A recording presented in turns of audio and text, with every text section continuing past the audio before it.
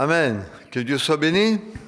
Voilà, on est heureux d'être ensemble dans la maison du Seigneur et surtout dans la présence du Seigneur. C'est une chose que d'être ici, c'en est une autre que d'appartenir au Seigneur. Et je vous invite sans plus tarder à ouvrir votre Bible, si vous l'avez, ou vous suivez ici, dans l'Épître aux Hébreux, au chapitre 11, et on va lire les versets 1 et 2. L'auteur de l'Épître aux Hébreux a consacré tout un chapitre, voire deux, au même sujet, c'est-à-dire à la foi. Et je voudrais qu'on parle un peu de la foi, en fin de compte, si vous voulez bien, m'écouter pendant quelques minutes. L'auteur de l'Épître aux Hébreux a écrit ceci: « Or, la foi est une ferme assurance des choses qu'on espère, une démonstration de celles qu'on ne voit pas. Pour l'avoir possédée, les anciens ont obtenu un témoignage favorable. » On va le relire une seconde fois, comme il n'y a que 2 versets. « Or, la foi est une ferme assurance des choses qu'on espère, une démonstration de celles qu'on ne voit pas. Pour l'avoir possédée, les anciens ont obtenu un témoignage favorable. » Nous allons dire tout d'abord que la foi, c'est vraiment le b.a.-ba de l'Évangile. Voilà, c'est la première chose dont nous devons entendre parler, et quelque part, c'est la première chose que nous devons mettre en pratique. Voilà, la foi. La Bible dit ailleurs, on trouve ça aussi dans le chapitre 12 de l'Épître aux Hébreux, quand il est dit que sans la foi, il est impossible d'être agréable à Dieu, car il faut que celui qui s'approche de Dieu croit que Dieu existe et qu'il est le rémunérateur de ceux qui le cherchent. Donc ce qui veut dire que je ne peux être agréable à Dieu qu'à partir du moment où je découvre la foi. Je pourrais poser la question, mais qu'est-ce que c'est que la foi? Comment avoir la foi? Et on va essayer de répondre à ces questions au cours de cette méditation. Mais la première chose que je dois considérer en rapport avec l'Évangile, avec ma vie aussi, c'est de me demander si j'ai la foi ou encore si je suis prêt à croire. Puisque sans la foi, il est impossible d'être agréable à Dieu. Donc vous avez à peu près 3 catégories de gens. Vous avez ceux qui disent « non, moi je ne veux pas croire ». Ceux qui disent « moi j'aimerais bien croire, mais je ne sais pas comment m'y prendre ». Et puis la 3e catégorie, qui est en majorité ici, et qui dit « eh bien moi je crois ». Voilà, j'ai la foi en Dieu, j'ai la foi en Jésus-Christ. Et le texte que nous avons lu donne la juste définition de la foi.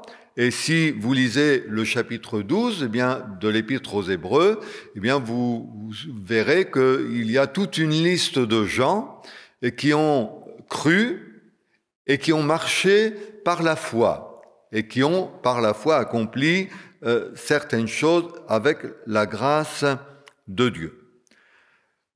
Je vais dire tout d'abord concernant la foi que c'est quelque chose de personnel. Vous savez, on dit parfois que les parents chrétiens ne font pas des enfants chrétiens. C'est pas parce que je suis né dans une famille chrétienne que ça fait de moi un chrétien.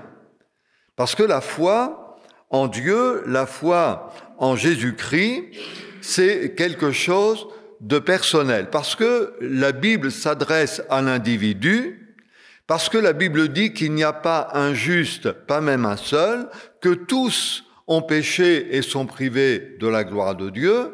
Donc la foi, c'est pour moi, la foi, c'est pour vous. Et ce qui est bien avec l'Évangile, c'est que personne ne peut dire « moi, je ne peux pas avoir la foi ». Je ne peux pas être sauvé, je ne peux pas être pardonné de mes péchés. Ça, ce serait Vous savez, on parle beaucoup aujourd'hui de tri sélectif. Mais là, ce serait un petit peu du tri sélectif entre ceux qui croient, ceux qui ne croient pas, ceux qui peuvent être sauvés, ceux qui ne peuvent pas y être, même s'ils en avaient envie. Ça, c'est du tri sélectif. Mais le tri sélectif, ça n'existe pas chez le Seigneur, autant en ce qui concerne le péché, autant en ce qui concerne la grâce et la foi. Il n'y a pas un juste, pas même un seul, mais tous les êtres humains, quels qu'ils soient, quel que soit leur âge, leurs conditions, leur passé, tous les êtres humains peuvent être pardonnés de leurs péchés et peuvent commencer une vie nouvelle avec le Seigneur Jésus. La foi, j'ai noté que la foi, elle a un fondement. Et c'est ça qu'il faut bien comprendre. La foi évangélique, c'est pas quelque chose de vague. La foi, elle a un fondement. Vous savez, comme quand je pensais à ce message, je disais comme quand on construit une maison, si on veut qu'elle tienne debout, on la met sur des fondations. Si on met pas de fondation, vous pouvez avoir les meilleurs matériaux qui existent au monde, la maison ne tiendra pas parce qu'elle ne sera pas bâtie sur les fondations. La foi, c'est un petit peu les fondations.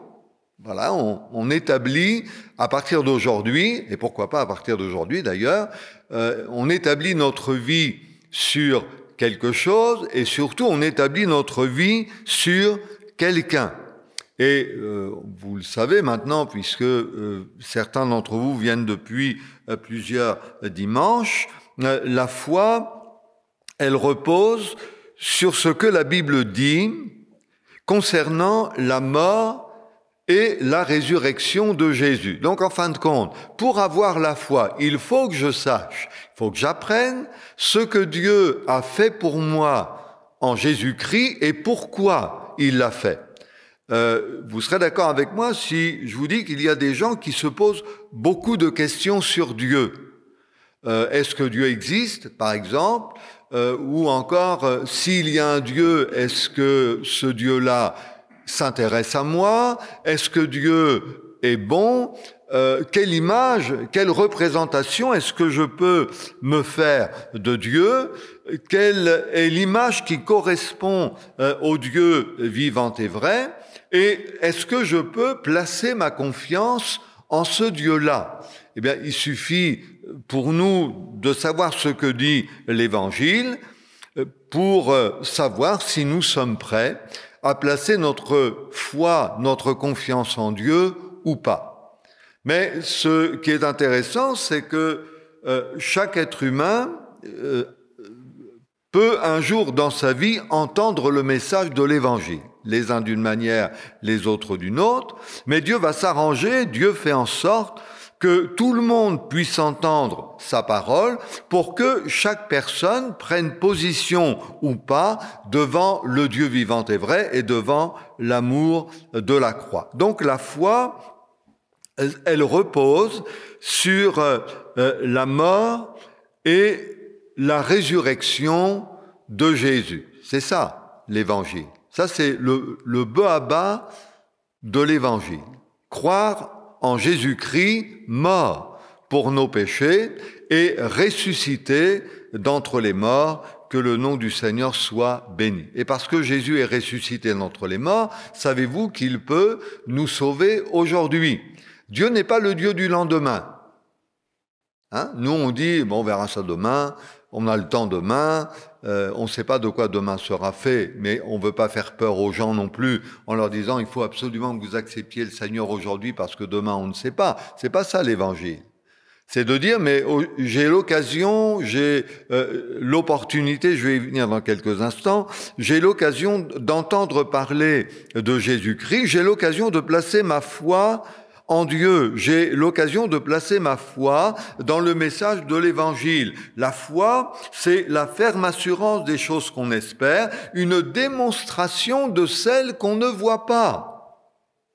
Vous connaissez tous Thomas, qu'on trouve dans la Bible, et Thomas, pour croire, il voulait voir. Alors que Jésus demande toujours de croire pour voir. Mais lui, il voulait voir pour croire. Et c'est ce qu'il va dire, c'est ce qui va amener Thomas à dire à un moment donné, si je ne mets ma main dans les marques des clous, et si je ne mets ma main, si je ne vois la marque des clous dans ses mains, et si je ne mets ma main dans son côté, eh bien je vais faire une chose, je ne croirai pas. Et nous, on peut avoir le même raisonnement en disant, mais après tout, si Dieu existe, qu'il se montre. Et à partir de ce moment-là, je croirais, on reprend la phrase de Thomas, « Je ne crois que ce que je vois ». Voilà, je ne crois que ce que je vois. Si je ne vois pas, eh bien je ne crois pas. Et Jésus va avoir une conversation avec Thomas et il va lui dire, Thomas, regarde mes mains, mets ta main dans mon côté, et il va lui dire, ne sois pas incrédule, mais crois. Donc à partir de ce moment-là, Thomas va être confondu, va dire, voilà, c'est le Seigneur qui a raison, j'ai eu tort de parler comme ça. Et Jésus va dire à Thomas, heureux ceux qui n'ont pas vu, mais qui ont cru. Si vous attendez de voir le Seigneur pour croire, permettez-moi de vous dire que vous allez attendre longtemps. Mais si vous croyez en lui maintenant, eh bien vous allez le voir agir dans votre vie et dans votre cœur, que son nom soit béni, ça c'est une certitude. Et donc la foi, elle repose sans que nous ayons besoin forcément de preuves. Mais elle repose sur ce que la Bible dit concernant la mort et la résurrection de Jésus. L'Évangile selon Jean, on connaît bien ce passage de l'Écriture, nous dit que Dieu a tellement aimé le monde qu'il a donné son Fils unique afin que quiconque croit en lui ne périsse pas, mais qu'il ait la vie éternelle. Voilà ce que Dieu a fait. Et ce que Dieu a fait, il l'a fait par amour pour nous. Et si nous entendons l'Évangile aujourd'hui, c'est la preuve que Dieu nous aime. Et c'est la preuve que Dieu nous cherche. Et c'est aussi la preuve que Dieu veut faire naître dans notre cœur la foi qui nous permet d'être sauvés, afin que quiconque croit en lui ne périsse pas, mais qu'il ait la vie éternelle, autrement dit, qu'il ne périsse pas dans ses péchés. Mais moi, peut-être qu'on pourrait ajouter, sans rajouter quelque chose à la Bible, mais on pourrait dire, voilà, qu'il ne périsse pas, qu'il ne meure pas dans son ignorance, qu'il ne meure pas dans son incrédulité, qu'il ne meure pas dans son opposition, qu'il ne meure pas dans sa rébellion, mais que celui qui croit, eh bien, ait maintenant la vie éternelle, que le nom du Seigneur soit béni. Je disais à une personne, il y a de cela quelque temps, que la foi, c'est pas une question de sensation. Un jour, quelqu'un est venu à l'imposition des mains, on a prié pour elle, et quand on a prié pour cette personne, elle nous a dit, après l'imposition des mains, elle nous a dit, mais j'ai rien senti. Mais le but, c'est pas que tu sentes quelque chose, le but, c'est que tu crois. Et on a dit à cette personne, on a dit, le but, c'est pas que vous ressentiez quelque chose. Vous pouvez ressentir quelque chose. Quand Dieu parle, on peut se sentir interpellé. Quand quelqu'un prie pour nous, on peut ressentir quelque chose. Dans une réunion, et à la limite, c'est un peu normal, dans une réunion comme celle-ci, on peut ressentir quelque chose. Mais le but, ça n'est pas de ressentir quelque chose. Le but, c'est de croire. Que tu ressentes ou que tu ne ressentes pas, si tu crois, Dieu fait son œuvre. C'est à toi de croire que Dieu fait son œuvre, même si tu ne ressens rien. C'est ça, l'Évangile. Et la volonté de Dieu, eh bien, c'est que nous placions simplement notre foi dans ce que la Bible dit. La Bible dit que Christ est mort pour moi, qu'il est ressuscité pour moi, et gloire à Dieu, c'est ce que je dois croire, que le nom du Seigneur soit béni. La foi est une opportunité offerte. On vit dans un monde qui est souvent un monde de donnant-donnant. Et même dans le domaine religieux, les gens se posent la question de savoir ce qu'ils pourraient bien faire pour plaire à Dieu. Eh bien, le meilleur moyen de plaire à Dieu, c'est de croire en lui. Un jour, des gens vont s'approcher de Jésus et ils vont poser à peu près cette question-là, j'espère ne pas faire de bêtises, quand ils vont dire « Que devons-nous faire pour faire l'œuvre de Dieu ?» Autrement dit, y a-t-il une façon de s'approcher de Dieu? Y a-t-il une façon de faire pour plaire à Dieu? Qu'est-ce que je pourrais faire pour que je sois agréable à Dieu? Qu'est-ce que je pourrais faire pour que Dieu me bénisse? Qu'est-ce que je pourrais faire pour que le Seigneur m'accorde sa grâce? Et Jésus va répondre à ces gens-là en leur disant, l'œuvre que vous devez accomplir, c'est de croire en celui que Dieu a envoyé. On revient à la foi. Parce que même dans le monde religieux, les gens veulent faire quelque chose pour obtenir la faveur de Dieu. Mais c'est totalement anti-biblique. Quand nous appartenons au Seigneur, nous sommes sauvés pour faire de bonnes œuvres que Dieu a préparées d'avance pour nous afin que nous les accomplissions. Mais nous n'accomplissons jamais de bonnes œuvres pour être sauvés. Sinon, on se trompe d'évangile. Si je crois, alors bien sûr, si je fais de bonnes choses autour de moi, c'est bien, gloire à Dieu. Mais c'est pas ça qui va me sauver. Je peux faire les meilleures œuvres autour de moi, ça n'entre pas dans le cadre du salut. Parce que quand la Bible parle du salut, elle parle uniquement de la foi qui sauve. Crois au Seigneur Jésus et tu seras sauvé, toi et ta famille. C'est la seule chose. Si vous pensez qu'il y a autre chose à faire pour être sauvé, bien, vous n'êtes pas au bon endroit. Excusez-moi de vous le dire. Mais si vous croyez que la foi en Jésus, mort et ressuscité pour nous, suffit pour être sauvé, alors gloire à Dieu, vous êtes au bon endroit. La foi est une opportunité offerte, c'est une grâce qui nous est offerte. Avez-vous remarqué que ce soit le dimanche matin ou le dimanche après-midi comme aujourd'hui, on parle toujours du Dieu qui fait grâce ou de la grâce de Dieu. Et la Bible dit même que là où le péché a abondé, la grâce a surabondé. Mais la grâce, elle a été personnalisée, elle est venue par Jésus-Christ. Quand la Bible fait la distinction entre l'Ancien et le Nouveau Testament, elle dit « la loi est venue par Moïse ». La grâce et la vérité sont venues par Jésus-Christ. Et voyez-vous, ce dont nous avons besoin, c'est d'entendre parler du Dieu qui fait grâce, quelles que soient les fautes.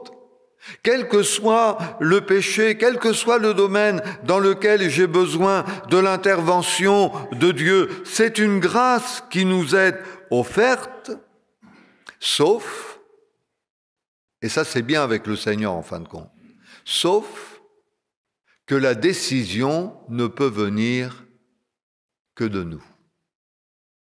C'est comme si cet après-midi, j'ai pas de cadeau à vous offrir, mais c'est comme si j'avais un cadeau à vous offrir et que je vous tende la main avec le cadeau et que je vous dise « Tenez, ce cadeau, c'est pour vous ».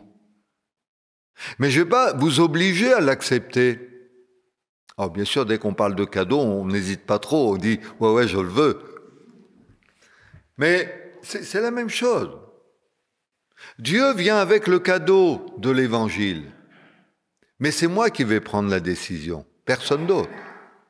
C'est moi qui vais accepter Christ comme mon sauveur personnel. Je vais recevoir ce cadeau que Dieu ne m'oblige pas à prendre, que Dieu m'invite à prendre, que le Seigneur me sollicite à prendre, mais il ne m'oblige pas.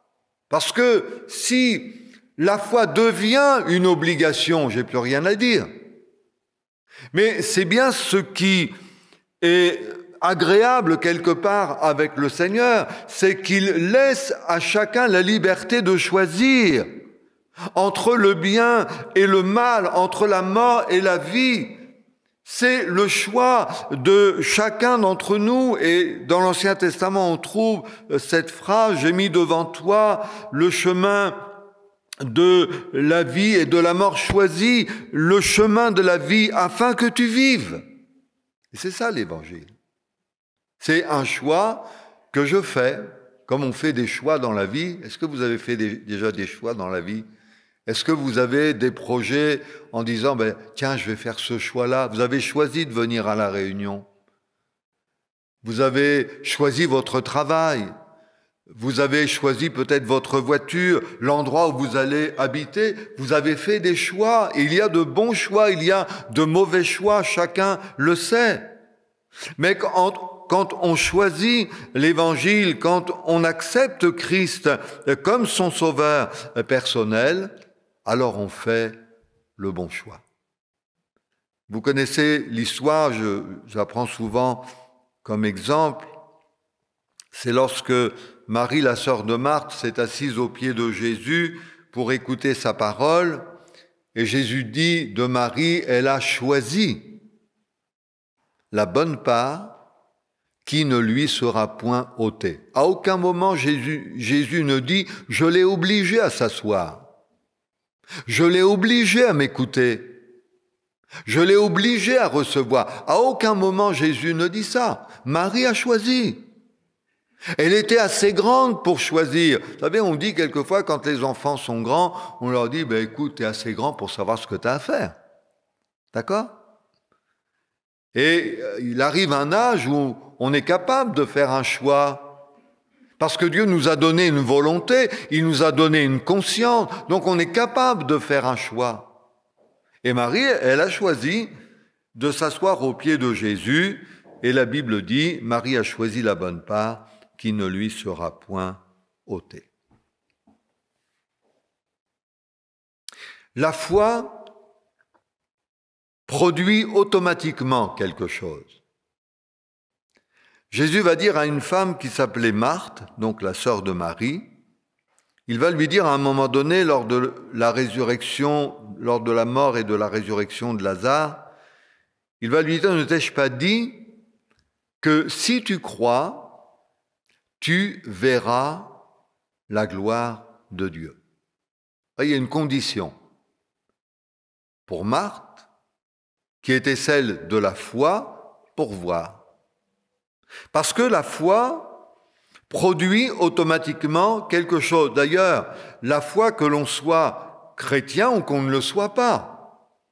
La foi n'est pas seulement pour ceux qui n'appartiennent pas au Seigneur, elle concerne aussi ceux qui marchent avec le Seigneur et qui marchent par la foi et qui doivent veiller, et moi le premier aussi, et qui doivent veiller à continuer à marcher par la foi. Donc la foi engendre la bénédiction, elle engendre la victoire, la foi engendre l'exaucement de prière, la foi permet à Dieu d'agir, parce que sans la foi, il est impossible d'être agréable à Dieu, car il faut que celui qui s'approche de Dieu croit que Dieu existe et qu'il est le rémunérateur de ceux qui le cherchent. Qu'est-ce que c'est qu'une rémunération ? Vous le savez bien. C'est de donner à quelqu'un un salaire. Mais là, dans la pensée biblique, Dieu est le rémunérateur de ceux qui le cherchent. Et vous remarquerez, mes frères et sœurs et amis, que dans l'Évangile, tous ceux qui se sont approchés de Jésus ont été des gens qui avaient besoin d'être rémunérés, qui avaient besoin d'une guérison, qui avaient besoin d'une délivrance, qui avaient besoin d'une parole de Jésus. De quoi as-tu besoin cet après-midi ? Quelle est la rémunération que tu attends de Dieu ? As-tu besoin de paix ? As-tu besoin de joie ? As-tu besoin de pardon ? As-tu besoin de délivrance ? Dieu est prêt à te rémunérer si seulement tu crois. Ne t'ai-je pas dit que si tu crois, tu verras la gloire de Dieu ? Et comme je le dis souvent à Dieppe, si tu ne crois pas, tu ne verras rien du tout. On est d'accord avec ça ? Si tu crois, tu verras la gloire de Dieu. Si tu ne crois pas, tu ne verras rien du tout. La foi est rémunératrice lorsqu'elle se base sur l'œuvre de la croix, sur Jésus mort et ressuscité pour nous. À la limite, il n'y a rien de plus simple et en même temps, il n'y a rien de plus compliqué. Parce que croire en Jésus-Christ, il n'y a rien de plus simple. Mais pour nous qui sommes si compliqués, c'est compliqué. De dire, est-ce que vraiment je peux croire dans quelqu'un que j'ai jamais vu? Moi, j'aime beaucoup il y a beaucoup de choses que j'aime beaucoup. Mais j'aime beaucoup ce que l'apôtre Pierre disait en parlant de Jésus.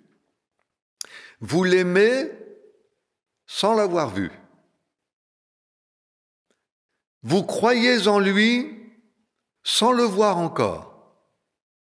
Vous réjouissant d'une joie ineffable et glorieuse, parce que vous obtiendrez le salut de vos âmes pour prix de votre foi. C'est extraordinaire ce verset, vous ne trouvez pas? Vous l'aimez sans l'avoir vu. Vous croyez en lui sans le voir encore.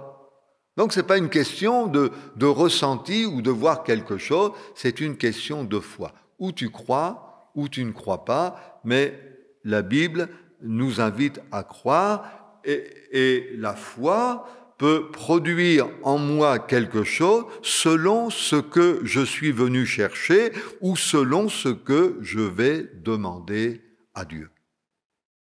Si je demande à Dieu de me sauver, je dois croire qu'il le fait maintenant. Pas demain. Je peux demander au Seigneur de me sauver maintenant. Et je dois le croire. Je dois croire qu'il l'a fait. Je peux lui demander de pardonner mes péchés. Et pourtant, mes péchés peuvent être un obstacle. Dans le sens que je peux avoir le sentiment que j'en ai tellement fait qu'il y a certains péchés que Dieu ne me pardonnera pas. Ou Dieu pardonne tout, ou il ne pardonne rien. Donc, quel que soit le péché, quelle que soit l'iniquité que je délaisse, que j'abandonne entre les mains du Seigneur, quel que soit le péché, quelle que soit l'iniquité à mes yeux, eh bien, je dois croire que dès que je laisse mes péchés, dès que je les donne au Seigneur, dès que je les remets entre les mains du Seigneur, eh bien, je dois croire que mes péchés sont pardonnés. Un jour, on va amener à Jésus un homme paralytique, vous connaissez l'histoire, pour certains d'entre vous, je pense, et comme il n'y avait pas de place devant la porte pour faire entrer l'homme paralytique, on va monter sur le toit, c'était des toits plats, et on va descendre l'homme par le toit, on va faire une ouverture, on va le descendre par le toit, par l'ouverture. Et quand Jésus va voir cet homme-là, il va lui dire « Mon enfant, tes péchés sont pardonnés ». Alors que le gars, il n'avait rien demandé du tout, il venait pour être guéri, mais quand Jésus va le voir, la première chose qu'il va faire, c'est de pardonner ses péchés. C'est la première chose que Jésus veut faire chez nous.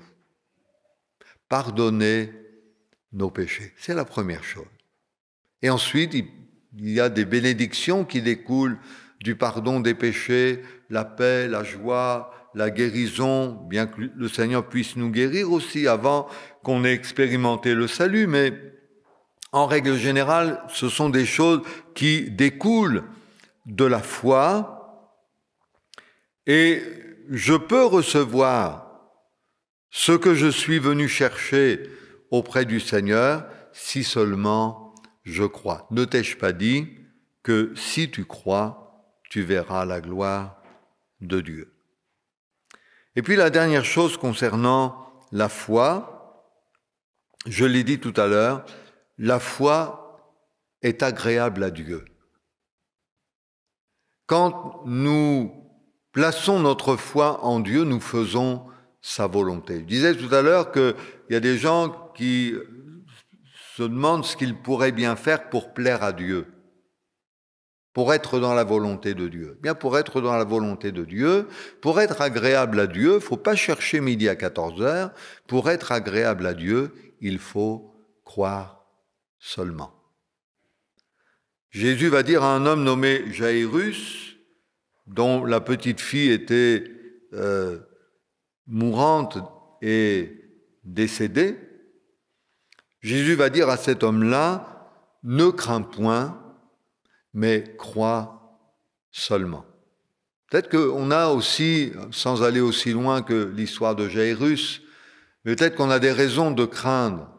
Peut-être que la vie nous fait craindre des choses, peut-être que nous redoutons le lendemain, peut-être que nous redoutons telle ou telle chose, peut-être que nous avons peur de telle ou telle chose. Alors la Bible reprend le même langage que celui que Jésus, la même phrase que Jésus a prononcée pour Jairus, « Ne crains point, mais crois seulement ».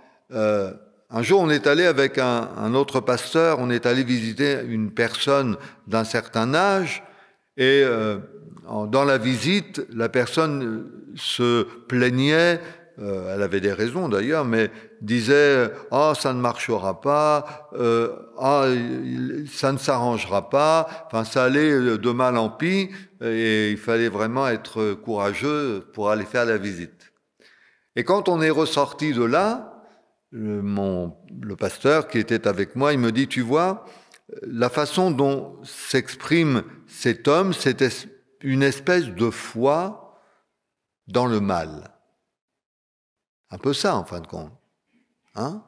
Quand on regarde autour de nous, quand on regarde notre situation familiale, quand on regarde peut-être notre santé, quand on regarde le travail, quand on jette un œil à droite ou à gauche, on dit « Oh là là, mais ça s'arrangera pas, ça va aller de mal en pis ». Mais pourquoi ne pas croire que Dieu peut changer les choses? Pourquoi toujours croire que ça ne s'arrangera pas? Pourquoi ne pas dire « Mais je place ma foi dans le Dieu qui change le mal en bien ». Gloire à Dieu, Dieu peut changer le mal en bien.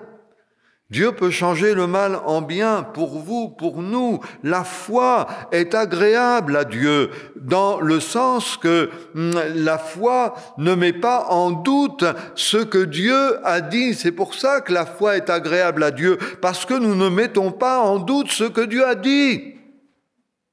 Et si Dieu me dit qu'il peut me sauver sur la simple base de ma foi, alors je dois croire ce que le Seigneur dit. Et ce que le Seigneur dit, eh bien je vais et je peux le voir s'accomplir dans ma vie, que son saint nom soit béni. Ma question est toute simple. Voulez-vous placer votre foi en Jésus-Christ? Mort et ressuscité pour vous. Vous n'avez pas besoin de sentir ou de ressentir quelque chose. Un jour, une dame, je vais terminer par là, un jour, une dame pour laquelle on a prié, mais je pense qu'elle n'était pas tout à fait bien, cette dame-là, la pauvre. Elle me dit, « Ah, quand vous avez prié pour moi, j'ai vu des paillettes d'or devant mes yeux. » Oh, je lui ai dit non, c'est pas possible. Et des gens, ils sont contents quand ils voient, quand ils ressentent quelque chose. Mais la Bible dit non, crois seulement. Crois que Dieu pardonne. Crois que Dieu pardonne, c'est tout. Même si le diable nous rappelle les fautes du passé, crois que Dieu pardonne. Crois que Jésus est ressuscité d'entre les morts. Crois-le seulement. Pas la peine d'essayer de le voir ou d'imaginer quelque chose. Crois seulement. Crois que Jésus guérit encore aujourd'hui.